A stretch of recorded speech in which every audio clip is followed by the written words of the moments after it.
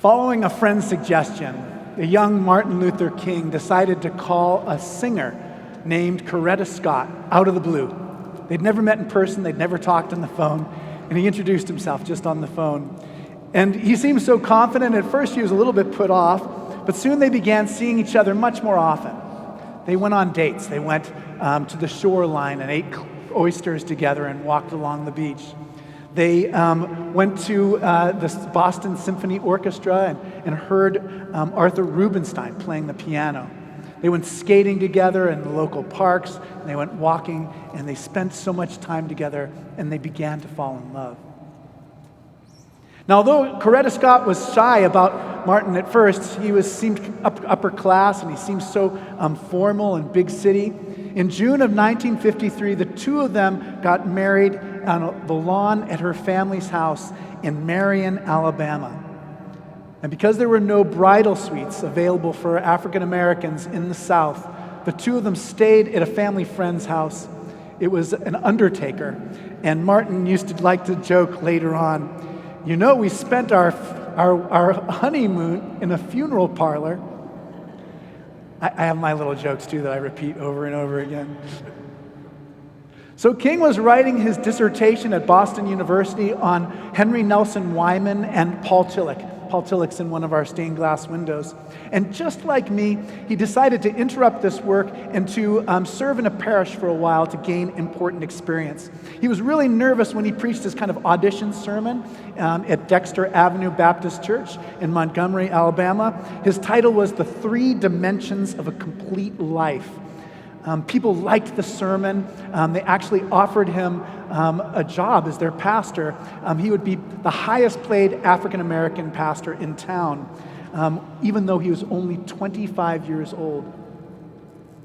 The big problem, of course, was that King's father did not want him to move to the Deep South, and Coretta didn't want to go either. But he felt like it was really important to go. And you can imagine the scene. The Supreme Court had just ruled in Brown versus Board of Education that segregated education is illegal. And tempers and the tensions was so hot in the South. The violence of the backlash by white people was absolutely extraordinary. But they decided to go. And not long after, a 42-year-old Rosa Parks refused to abandon her seat for the sake of a white person. And Joanne Robinson of the Women's Political Council, the leader of that, suggested that her pastor, Martin Luther King, should be a potential leader. Now, we think of it in our retrospective view of history. It's hard to remember how difficult those days were. The Montgomery bus boycott was intended to be just a short action. It wasn't supposed to last for very long, but it went on for 380 days. And as I said, the backlash against it was tremendous. So people were getting bombed in their houses and churches were being bombed. Martin Luther King Jr.'s own parsonage was bombed. But ultimately in 1954, the Supreme Court ruled that segregated busing is illegal and against the Constitution. So at that moment, almost overnight, Martin Luther King became a national and international civil rights leader, and he was only 27 years old. Now that was my humble attempt to try to summarize Martin Luther King's debut as in public ministry. And in many ways, it could not have been more difficult than the debut of Jesus' ministry at a wedding in Cana of Galilee. But can't you just imagine Joanne Robinson coming to Martin Luther King's house and inviting him into leadership? And I wonder, did he have qualms? Did he say, "What does this have to do with you and me?" Did he realize what he was saying yes to?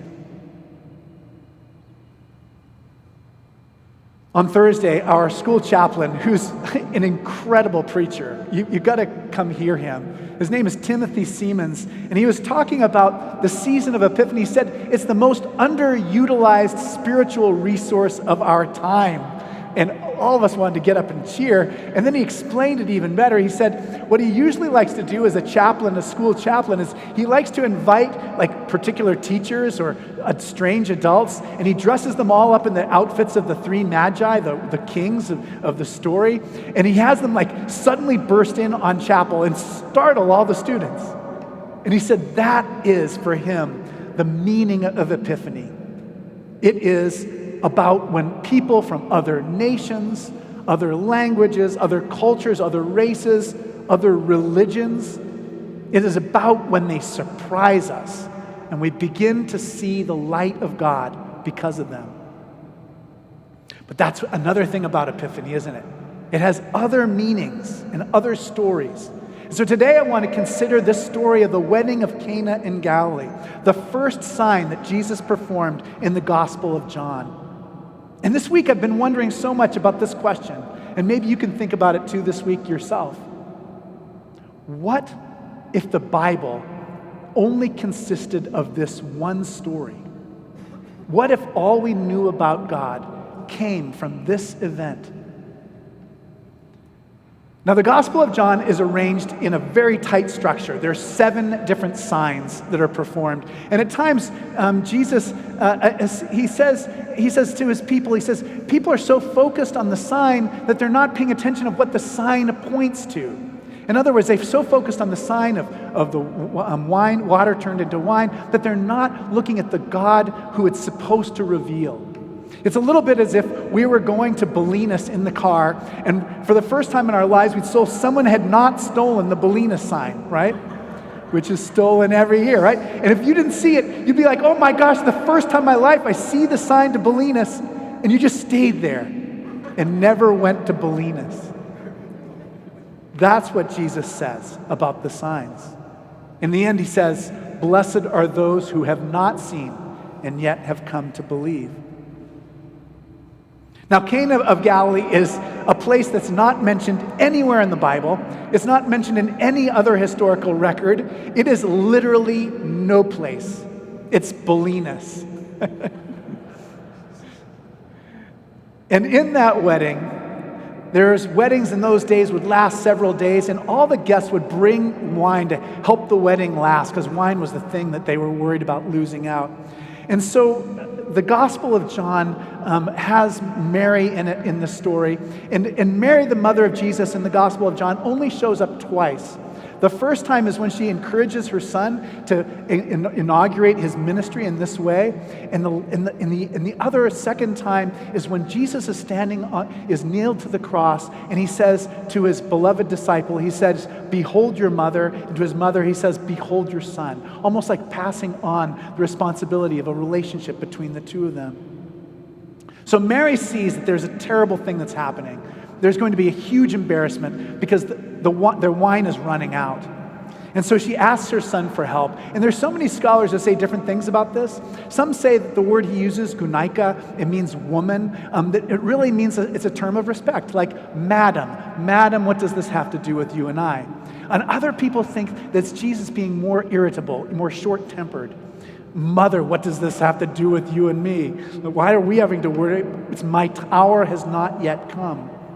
And so Jesus' mother just completely ignores what he has to say and just does she just gives instructions to the deacons, the people who are serving anyway. And he says, do what he tells you. And he says, fill up these 6 jars, enormous jars, with water. And then he says, take the liquid out, serve it to the master of ceremonies. They do that. The master of ceremonies says, most people serve the good wine first, and when the guests are drunk, they serve the better wine. You have guarded, in Greek, you have kept that good wine until last. And you can imagine this. Neither the family nor the guests had enough wine to even have a simple wedding. And what Jesus does is Jesus provides an abundance beyond anything we could imagine. Can you imagine that? 120 to 180 gallons of wine. It would be like me coming over to your house and instead of bringing a single bottle of wine, bringing 900 bottles of wine. So that's what 180 gallons of wine is 900 bottles of wine. So that means that if we were having a party together and there were 100 of us and we drank 9 bottles an hour, we could go on 4 days. 4 days without ever stopping to drink, even to sleep. That's how much wine Jesus brought to this wedding. Jesus said in a later point, I came to bring life so that you may have life and have it abundantly. And in the beginning of John, the hymn about John that introduces it says, from his fullness we have all received grace upon grace. What does abundance really feel like or look like for you? Perhaps it's what happens when you feel reconciled to somebody who you've been separated from for so long and yet who you're supposed to be connected to. Perhaps it's the freedom that we feel from fear to really be ourselves in a way that makes it possible for us to love other people. Yesterday, Heidi and I got our shingle shot on Friday. We were kind of a little sluggish on Saturday. And it didn't help at all that I was trying to write the sermon and that on the computer screen, it kept showing me what was happening on the webcam from Ocean Beach. And yesterday, in case you didn't know, it was pretty much one of the best days for surfing at Ocean Beach of the year. So the surf was between 8 and 12 feet high, and it was blowing straight offshore, and it was so perfect. And finally, Heidi just had mercy on it. She said, let's just go down there and have a look together. And so we went down there, and it was the most beautiful weather. And as soon as we came up, we instantly saw that something was wrong. That one of the surfers had gotten taken out by the currents and was at least 3 football fields away from the rocks out at Cliff House. And the fire department was putting up the ladder so they could see the person from a distance. And it reminded me of this. I didn't surf that way, by the way. Otherwise, I wouldn't have finished the sermon. And who knows, maybe I would have had to have been rescued. But it reminds me of something that I know as a surfer, and you may know from your own life. And that is, there's a totally different feeling between being on the beach and longing to be in the water surfing. That's what I was feeling on Saturday.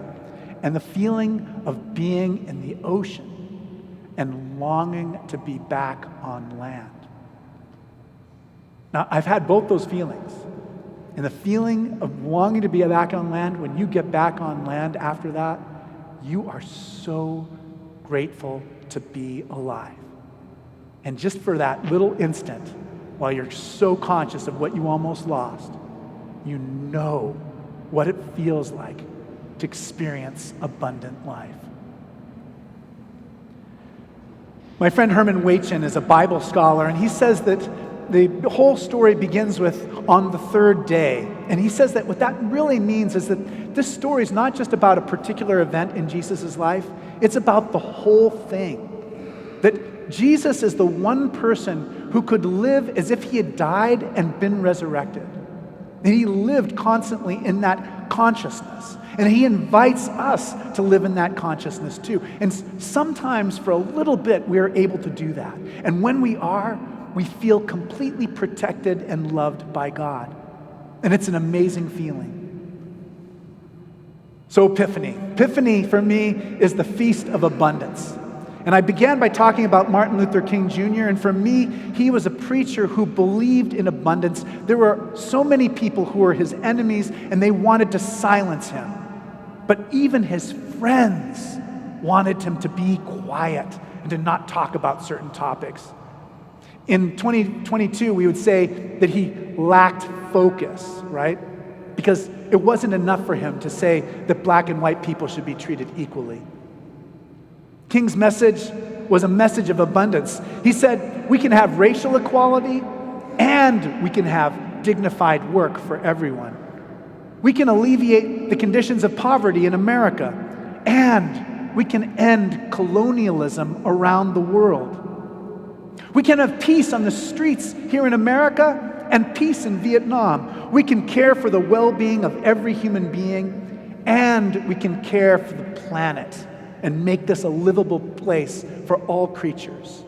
King would have been so amazed and disappointed to know that in the year 2022, America plans to spend $768 billion on military expenditures. Now, the sermon that he gave for that audition for his first church is actually a sermon that means so much to us too, because he used portions of it when he preached right here in this pulpit. And I want you to imagine what that was like, because he was preaching about God's abundance then too. And this is what he said: although we can't see God, he is around. So I say this morning, discover him. Without him, all our efforts turn to ashes, and our sunrise to the darkest night. Something I've experienced in my own life, in the midst of the struggle in the South, is that faith and belief in the power of God can give you the kind of inner calm that helps face the storms of adversity that inevitably come. King concludes saying that if we love ourselves and we love others and we love God, quote, if we do this, we will speed up the day when all of God's children will live together in peace, the day when the morning stars shall sing together and the sons of God will shout for joy.